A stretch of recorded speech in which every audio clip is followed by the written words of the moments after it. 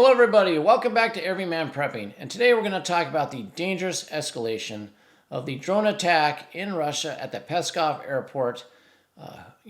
Did Ukraine do it from Ukraine? Was it the Baltic States, the Baltic Sea? We're going to go through all that. Why would it happen? What's the reasoning for it? And what have we heard from Russia? What's their response been? And before we get into all that, let's just look a little bit at the hurricane Idalia. It went through Florida already. Let me pull it up here. You can see right now. I just refreshed this, so it's here in Georgia. And basically all the way through Florida, they had huge storm surge, lots of flooding like we predicted. Saw a lot of photos of people having all their furniture stacked upon itself, everything up high. They did some good.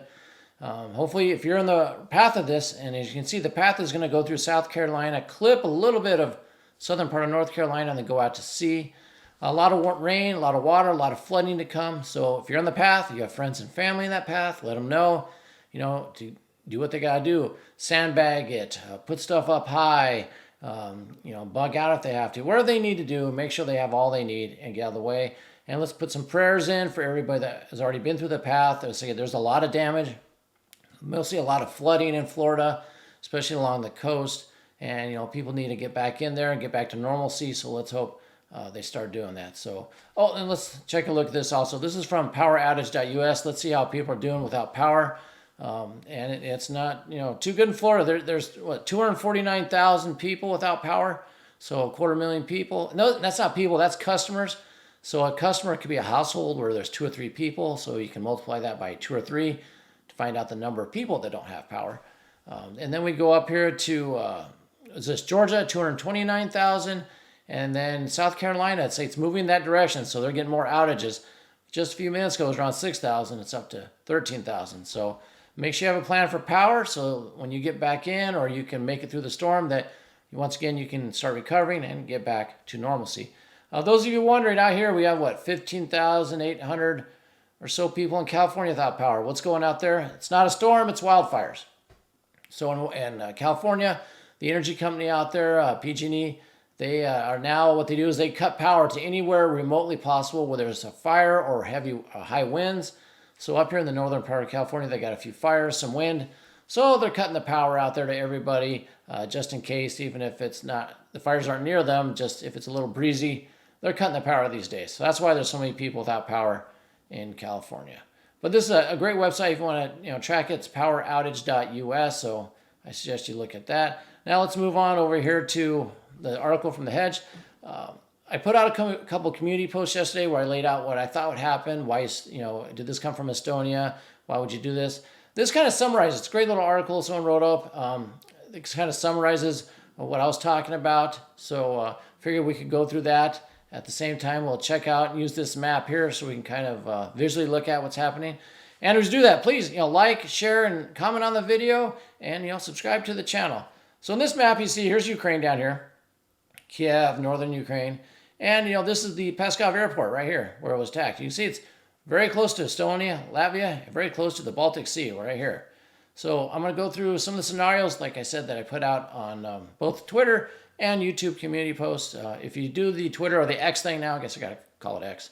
If you do the X thing now, I'm Everyman Prepper over there, not Everyman Prepping, because too many letters. You can only have so many, so it's Everyman Prepper. But if you don't do the X thing, just make sure you look at the community section of my YouTube channel, and you'll find tons of posts I put up there as well. So let's go on here with the first scenario. And basically, the weird thing about this wasn't like a fighter bombers that were attacked, something they were using against Ukraine, strategic fighters. It was what they call heavy lift aircraft, cargo aircraft. So there were 2, what they call II-76 transport planes were destroyed, and they started fire. If you look back at the thumbnail in the top right-hand corner, I have a picture of the plane that's on fire. So, big, massive planes, 2 of them destroyed, and some fuel. So that's what was attacked. So, and then you'll see here, okay, option 1, 20 plus Ukrainian strike drones flew over 600 kilometers of hostile territory, including the entire breadth of Belarus, without anyone noticing. This is unlikely. And that's kind of what I pointed out yesterday. If they came from northern Ukraine, anywhere along here, they'd have to fly through Belarus. Now, that and without being detected. So either means that Belarus fell asleep at the wheel, had no air defense up, worst air defense ever, or it didn't happen. I'm kind of in the boat, it didn't happen. I'm also in the boat, it didn't happen, that they skirted Belarus, flew through Russia, all the way over here. That's even further. Plus, we know they've sent drones this way, and they've always been detected by Russia, even before they even got close to Moscow. So, how would they have made it that far? So I don't think they flew that way, the total way. That's not my opinion, what happened either. So let's go to the second option. This says Ukrainian DRGs, which is basically separatist or, guerrilla warfare within Russia, those, people in there. They launched a 20-plus strike of drones incited from Russia.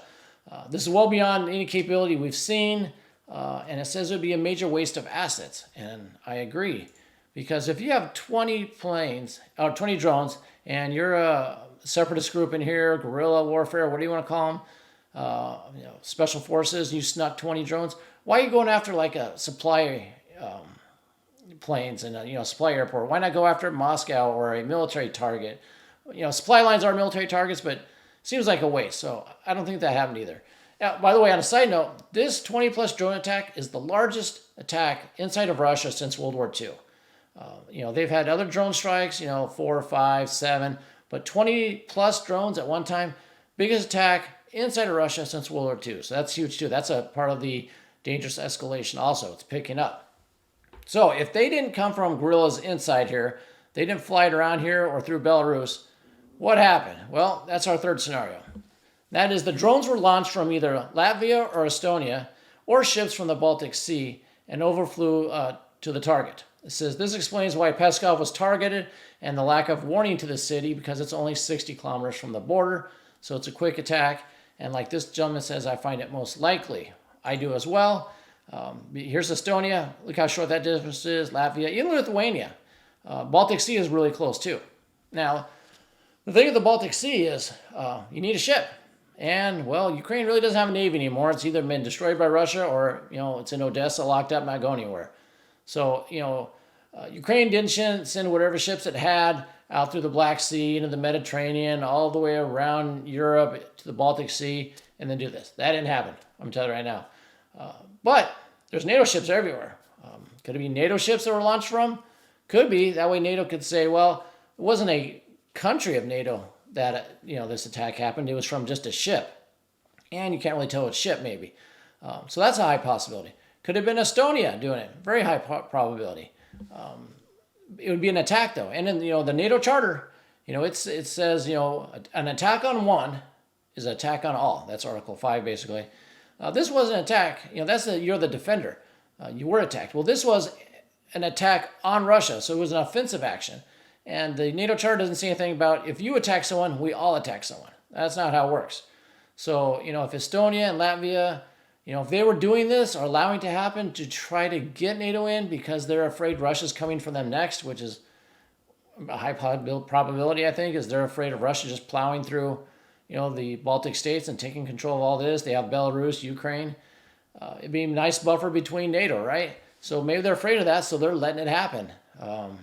Could be a possibility. But like I said, I don't think NATO, the rest of NATO, the U.S., U.K., the big members are going to say, hey, we're all for if you get attacked to defend you, but we're not here for you to attack.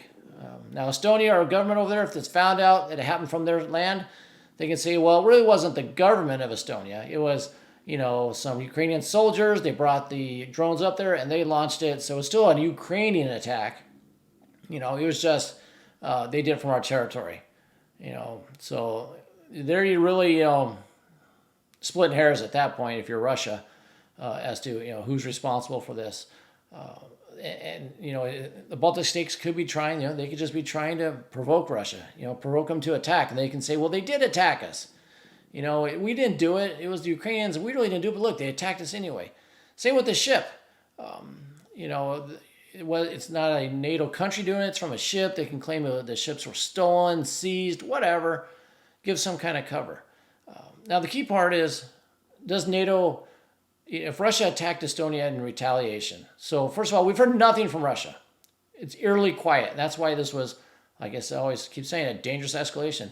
Russia always talks about downing the drones and how many they downed and how much damage there was and where they came from. And no matter if it's in Crimea or near Moscow or Novgorod, any of those, they've been stone silent on this. Nothing from the Kremlin spokespeople, nothing from Putin, nothing from Dmitry Medvedev, who thought would come out today and be threatening to glass Estonia or lay waste to all of NATO. He said nothing. He's keeping his composure.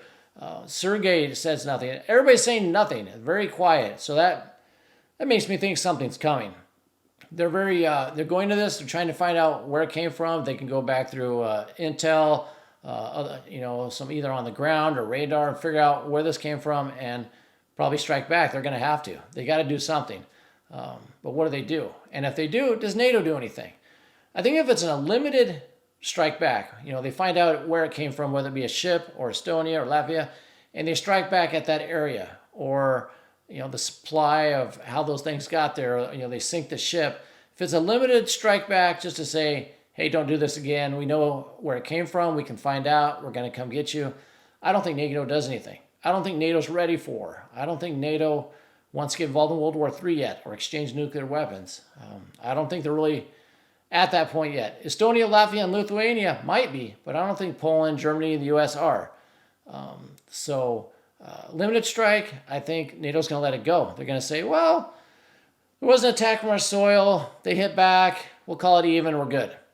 Now, if Russia goes hard and heavy and really lays waste to it does a lot of damage, takes a lot of infrastructure, does something like that, at that point, maybe, NATO gets involved in Article 5 and we all see glowing mushroom clouds soon. I don't know, but it's very dangerous what happened. It's going to be interesting to see what Russia does. We're all waiting for that shoe to drop, right? We're waiting for what Russia's going to do. And the quietness, the crickets coming from there is a bit, I guess, concerning at this point, because we thought there'd be retaliation already. Maybe it comes tonight. I don't know. But let's see. If it's limited, I think NATO does nothing, and we just go back to the war going on in Ukraine. If it's larger, much more widespread, we could be in for full World War III at that point. So that's all I have for you. If you're down there in the path of that Hurricane Idalia or tropical storm now, make sure you're taking caution. Just because tropical storm doesn't mean the danger's over. There's still flooding, trees falling, that kind of thing. There's still dangers out there, so be careful. Let's say, like I said, prayers out to everybody that has been through the path of the storm already in Florida and going through it in Georgia and South Carolina and North Carolina. And until we get more news on this situation, like I said, keep abreast of the community section or on Twitter. And if I hear anything tonight, I'll let you know.